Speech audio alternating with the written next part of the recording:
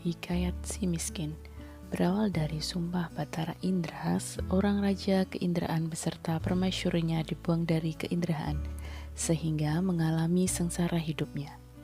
Seperti itulah awal mulanya, sehingga dia dikenal dengan sebutan si miskin. Si miskin, pasangan suami istri, kelihatan kayaknya semacam dimamah anjing itu berjalan mencari rezeki berkelana di negeri antah berantah di dasar pemerintahan Maharaja Indradewa.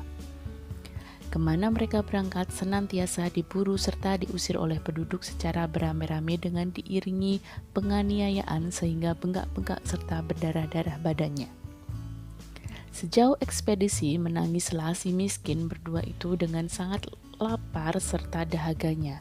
Walau malamnya dia tidak ikut di hutan, kemudian siangnya berjalan lagi mencari rezeki. Demikian seterusnya. Kala saat istrinya telah mengandung 3 bulan, dia menginginkan makan mangga yang terdapat di halaman raja. Si miskin melaporkan keberatannya buat menuruti kemauan istrinya itu. Namun istri itu kian menggila menangisnya. Hingga berkatalah si miskin, "Diamlah, Tuan jangan menangis, supaya Kakanda berangkat mencari buah mempelam itu. Jikalau bisa, Kakanda bagikan kepada Tuan." Si miskin berangkat ke pasar. Pulangnya bawa mangga serta makan makanan yang lain. Sehabis ditolak oleh istrinya dengan hati yang sebal serta penuh ketakutan. Pergilah si miskin menghadap raja meminta mangga. Sehabis diperolehnya setangkai mangga, pulanglah dia lekas. Istrinya menyongsong dengan tawa-tawa serta terus dimakannya mangga itu. Sehabis genap bulannya kandungan itu, lahirlah anaknya yang awal pria bernama Marakarma, atau anak di dalam kesukaran, serta diasuhnya dengan penuh kasih sayang.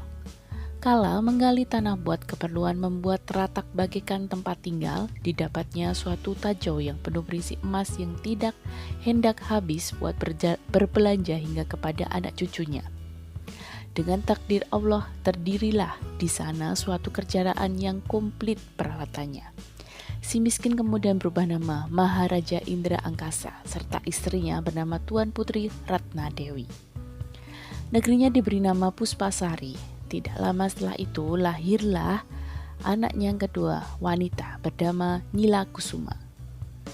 Maharaja Indra Angkasa sangat adil serta pemurah sehingga memasyurkan kerajaan Puspasari serta menjadikan iri hati untuk Maharaja Indradewa di negara Antah Barantah.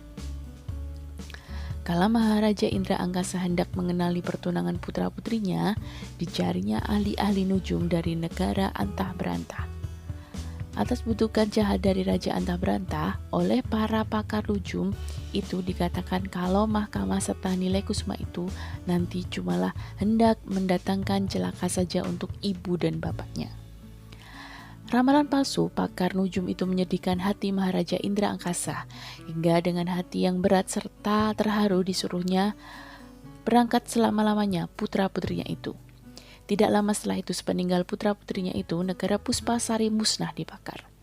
Sesampai di tengah hutan, Marakarma serta Nila Kesuma berlindung di dasar tumbuhan beringin. Ditangkapnya seekor burung dimakan waktu mencari api ke kamu sebab disangka mencuri. Marakarma dipukuli orang banyak, setelah itu dilemparkan ke laut.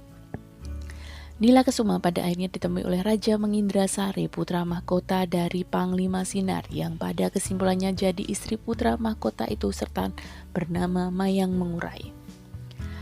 Hendak nasib Marakarma di lautan, teruslah ia hanyut serta kesimpulannya terdampar di pangkalan raksasa yang mempesona, Sinar Hairani atau anak Raja Tiongkok yang sehabis gendut hendak dimakan.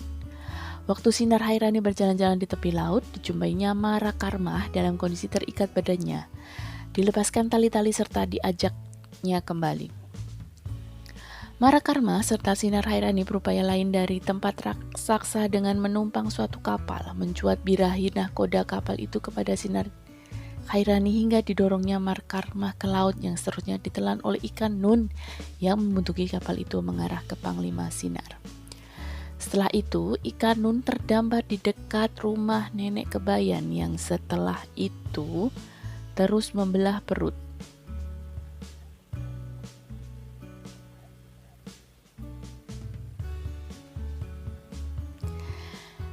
Ikan Nun itu dengan daun padi sebab menemukan petunjuk dari burung Raja Wali hingga Marakarmah bisa keluar dengan tidak bercela. Setelah itu Marakarmah jadi anak angkat Nenek Kebayan yang kehidupannya berjual bunga. Marakarmah senantiasa menolak mengubah bunga sebab gubahan bunga Marakarmah diketahui oleh Sinar Hairani yang jadi karena bisa berjumpa kembali antara semua istri itu.